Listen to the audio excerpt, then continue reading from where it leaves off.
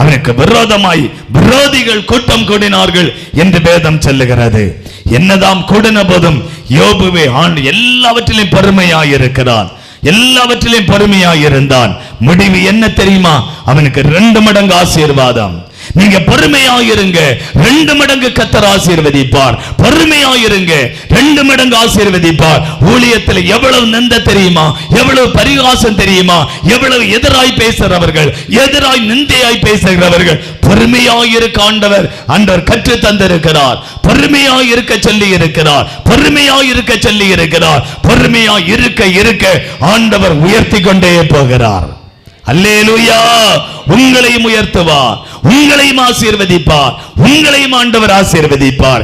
யோபு பொறுமையாயிருந்தான், கர்த்தர் அவனை 2 மடங்கு ஆசீர்வதித்தார். நீ ஆசீர்வாதமாயிருப்பாய். யோபுக்கு கொடுத்த வாக்குத்தத்தத்தை ஆண்டவர் நிறைவேற்றினார்.